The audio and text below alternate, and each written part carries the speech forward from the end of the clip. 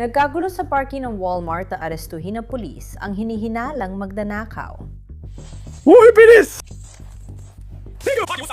Pero iba ang balak ng suspect na ito. Ibitaw mo na ang kutsilyo ngayon! Ibitaw mo na! Ibitaw mo na ang kutsilyo! Ibitaw mo na! Ibitaw mo na! Ito ang Inside the Crime mula sa Law and Crime. Ako si Elizabeth Milner.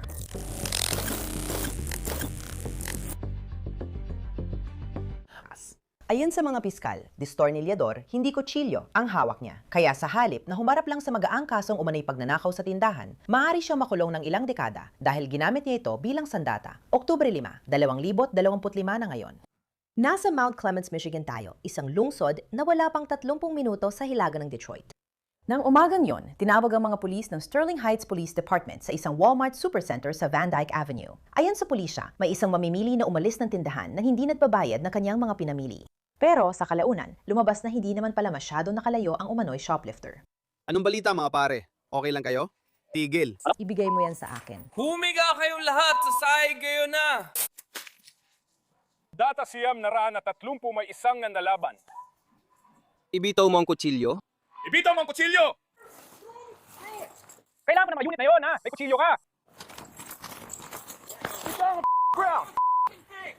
Kinilala ng mga taga-usig ng Macomb County ang di umanay shoplifter na 32 taong gulang na si Joshua Mills. Pero kung papakinggan ang body cam ng isa pang pulis, may maririnig tayong nakakakilabot. Ano ra ang plano ni Joshua kung paano ito matatapos? Tama na! Pakiusap! Taser! Papoy, kita ka, tipa!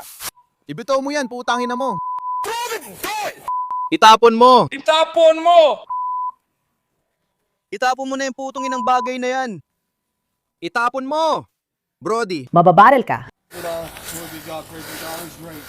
sinabi niya lang ang pulis ko. Isang lalaking itim at babaeng itim na nakaitim na bikini. Bismillahirrahmanirrahim. Makinig ka, tol! Hindi sulit ka, tol! Hindi sulit yan! Uy, huminga ka. Ticket lang yan. Hindi gumagana. Ticket lang yan. Ticket lang yan, kuya. Ticket lang yan at aalis ka na rito. Hindi naman ganun kalaking bagay yan. Ayos lang. Ayos ka lang. Pangako, hindi ito ang wakas ng mundo. Pangako pare, hindi ito malaking bagay.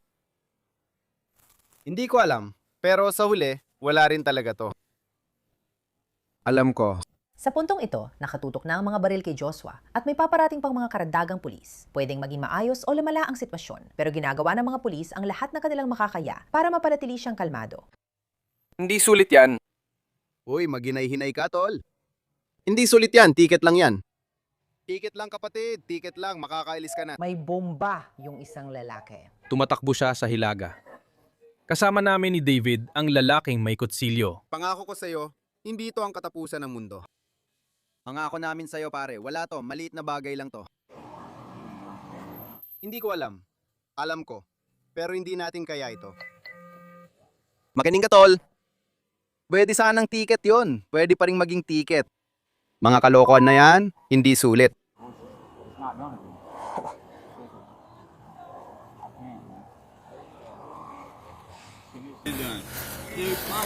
Nasa ikatlong hanay tayo. Nag-uusap na tayo. May hawak siyang distornilyador. Pinag-uusapan pa natin yan. Pare, sawang-sawa na ako sa kanya. Patay na siya. Yun lang ang mahalaga, ang dahilan kung bakit tayo nagtatrabaho. Tumakbo siya pahilaga. Lalaking itim, asulang sapatos. Lahat ay tuyo, pare.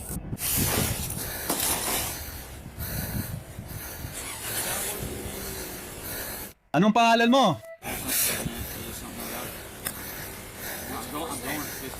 Anong pangalan?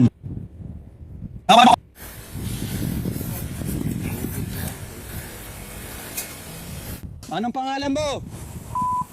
Anong pangalan mo?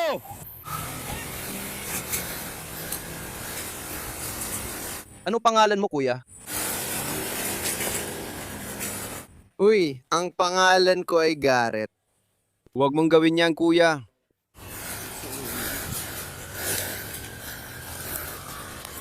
Tara na. Pasok lahat, isara mga pinto. Huwag mong gawin yan. Huwag mong gawin yan. Jake, mag-ingat ka sa crossfire.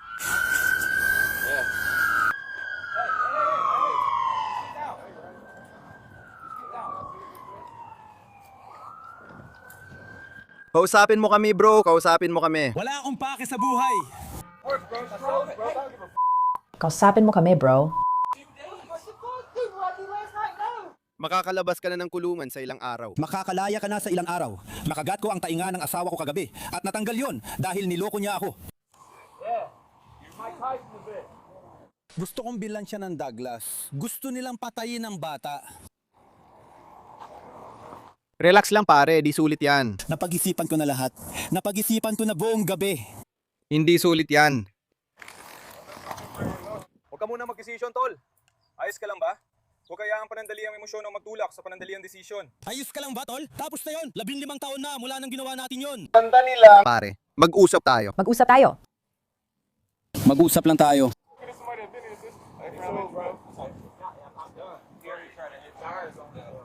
Hindi ko talaga. Hindi, ginawa ko. Laser ulit. Tama yan, bitawan mo na kuya.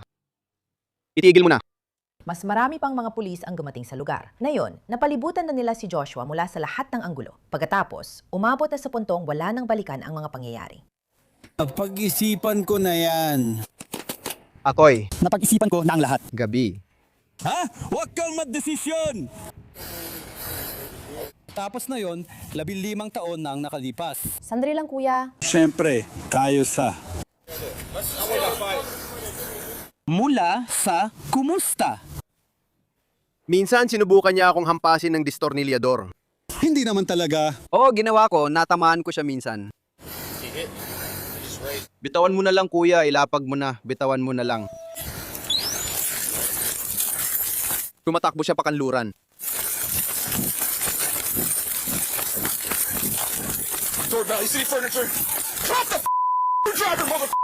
Siguro alam mo na ang proseso. Kailangan nating laktawan ng kaunti. Bakit? Dahil sa mga patakaran ng YouTube, syempre. Kaya hayaan mong ipaliwanag ko. Muling tumakbo si Joshua habang hawak pa rin ang distornilyador. Ginamitan siya ng taser ng mga pulis. Ngunit mahigpit pa rin ang hawak niya rito. Ibitaw mo na ang kutsilyo ngayon. Ibitaw mo na. Ibitaw mo ang kutsilyo. Ibitaw mo! Ibitaw mo! Ibitaw mo ang kutsilyo! Bitawan mo na yan! Bitawan mo na! Bitawan mo na! Sa tingin mo ba masakit yon? Bitawan mo na. Subukan mo lang. Hindi. Gumagawa na ako ng 15. Sige, itulak mo ako sa muka. Bitawan mo na. Bitawan mo na ngayon. Ay sige, kukunin mo ba ang aking? Sakit ng galiri? Bitawan mo na ngayon. Sa tingin ko kaya ko. Humihigpit ito kapag kinukuha mo. May mikropono ako. Bitawan mo na. Saktan mo nga ako! Oh! Ginoong taste! Bitawan mo na. Bitawan mo na lang, tol. Tapos ka na. Wala ka na magagawa. Marami akong droga sa katawan. Wala akong pakialam. Bitawan mo na. Aatakihin ako sa puso. Kapatid, huwag mo yung bitawan. Kapatid, Bitawan mo na pare. bitawan mo na pare. Hindi ito sulit. Bitawan mo na. Bitawan mo na, tol. Bitawan mo na, tol. Hayaan mo na. Hayaan mo na, tol. Ikot mo. Mga tol, iikot nyo! Isa sa akin ang ilaw! Hayaan mo na. Kailangang hawak ko ang sigo niya. Sige. Lumapi ka ulit. Tol, pabayaan. Hindi sulit yan. Ang kutsilyo. Aalis na naman siya. Tingnan mo yan!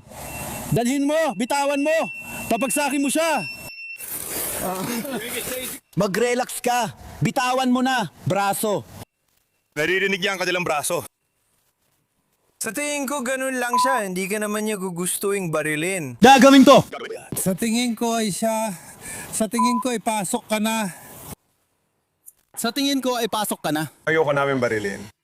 Ako na bahala sa kasong ito. Hindi ko matama ang pantalon to. Gawin natin ang side job kay Chess. Ilalagay kita sa pantalon ko. Wala kami FBI. Yan na ba lahat ng meron ka? Ayos ka lang ba, Jill? Ayos ka lang ba? Ayos lang ako. Ayon sa opisyal na pahayag ng mga taga-usig ng Macomb County, habang nakatihaya si Mills, sinubukan siyang arestuhin ng pulis. Mabilis umupo si Mills at tinangkang saksakin sa mukha ang pulis gamit ang destornilyador. Muntik na niya masaksak ang pulis. Nakaitim sa lahat. Aso lang sapatos, lalaking itim, lumalaban ng marumi. Nasaan na yon? Anong klaseng tanong yan? Dumaan siya sa pintuan ng paradahan. Yung sustek, tinalayan na siya. Jesus Cristo.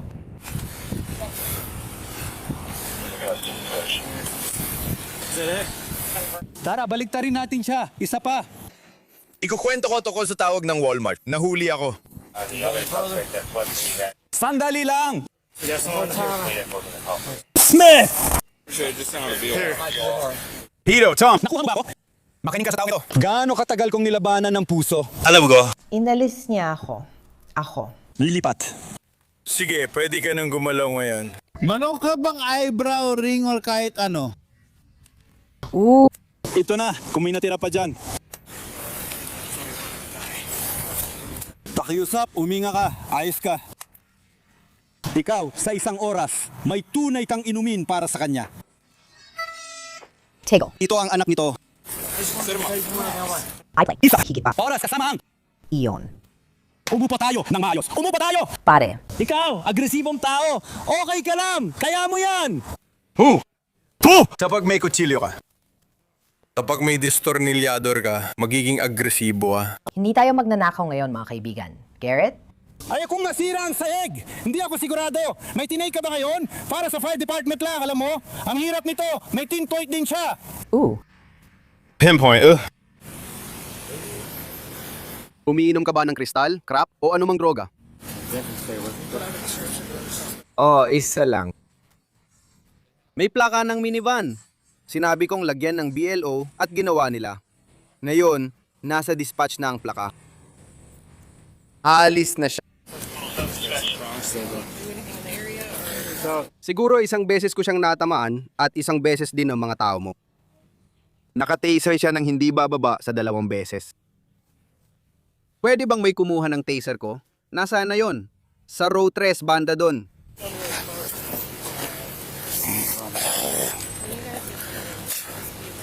Sige, tuloy mo. Diyos ko, bakit ka masuwerte? Ayos ka pare, huminga ka pa. Walang bagay na ganun kaseryoso. Kaya mo yan, hindi ganun kaseryoso yan.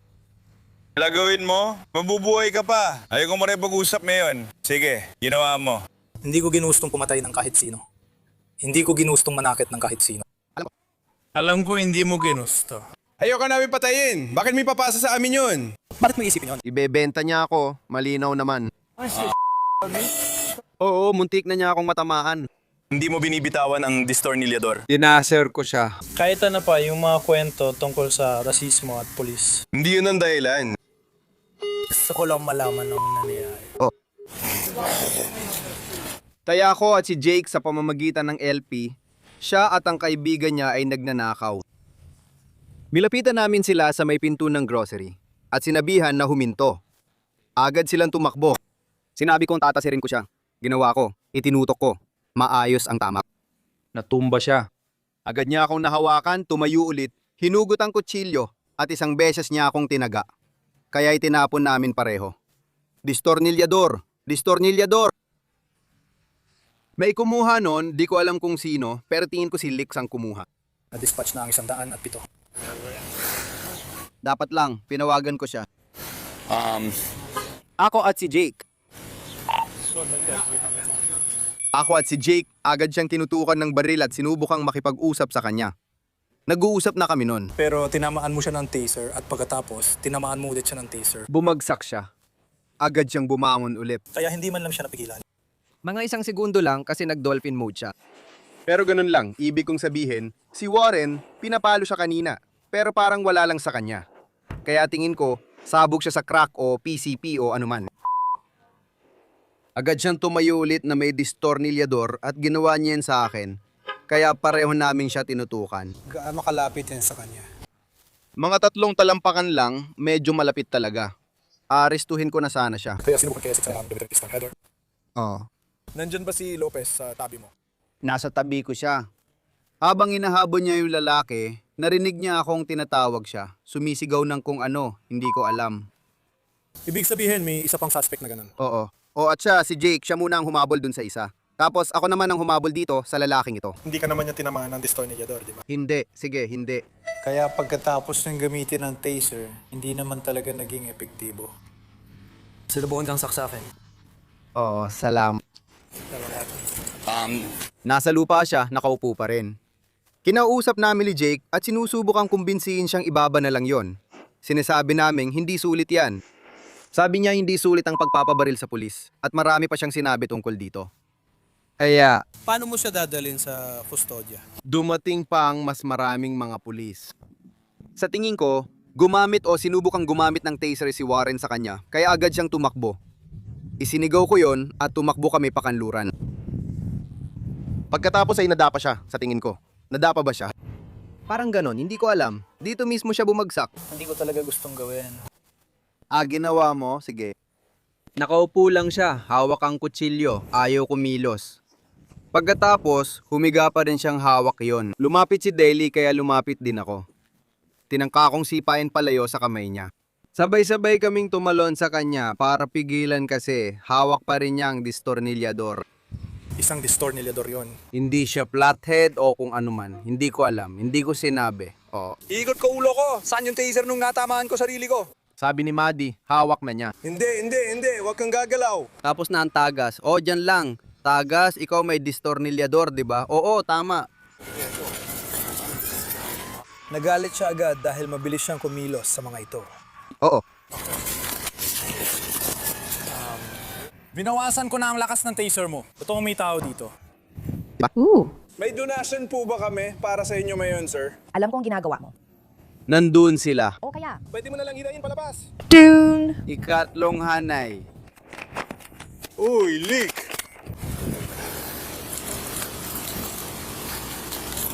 Hindi ko alam kung nakita mo na, pero dapat may dapulak sa hanay 3 kung saan tayo nagdagdag. Tinanong niya tungkol dito, kaya Frank. Susubukan ko. Pasensya na doon. Ayos lang.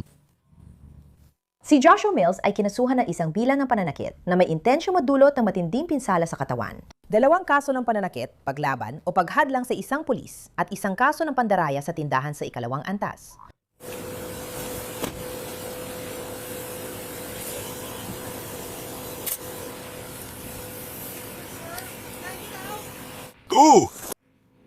Basta mag-ingat ka lang. May distornillador diretso sa harap ng tenga ko. Opo, sir. Uy, oh. Ibig ko sabihin, alam mo naman ang kwento ko, pare. Ganyan natin ginagawa yan. Pero nahuli ka na dati. Wala problema. Pare, oh. Siguro pakisaktan mo lang ng kaunti ang puso ko. Ito na.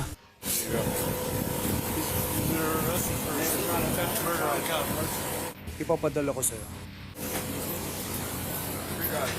Kaya mo ba? Kailangan ko patayuin siya dito mismo. Pakiusap. Nandun na siya sa taas. Tara na, tumayo ka. Bumaba ka. Tumingin ka sa camera. Salamat po, sir. Sige, sisig ko kayo lahat. Nasa telepono ka. Oo, ayos kayong lahat. Sige, papakinggan ko kayo. Sinabi ng hukom na $250 million ang piyansa ni Joshua Mills. Lumalabas na hindi lang ang insidente sa Walmart ang inaakusa sa kanya noong araw na yon. Sabi ng mga taga-usig ng Macomb County, inatake raw ni Joshua ang asawa niya sa East Point, Michigan. Bukod sa kaso sa Walmart parking lot, kinasuhan din siya ng pananakit na may intensyong magdulot ng matinding pinsala at domestic violence sa kasong yon. Sa huli, nag-plead na no contest si Joshua Mills sa lahat ng kaso niya, kasama ang sa Sterling Heights at East Point. Noong Abril 16, 2026, hinatulan siya ng hukom ng McCallum County Circuit Court na si Richard Coretti na hanggang 20 taong pagkakakulong sa parehong kaso. Sabi sa ulat, sabay tatakbo ang mga sentensya. Sa tala ng Michigan Department of Corrections, si Joshua Mills ay nakakulong sa Jackson, Michigan. Pinakamaagang paglaya niya ay 2031. Kung tapusin niya ang maximum na sentensya, 2045 pa siya. Makakalaya sa edad na 52. Salamat sa pagsama sa amin sa Inside the Crime. Ako si Elizabeth Milner. Magkita tayo ulit bukas para sa bagong kaso.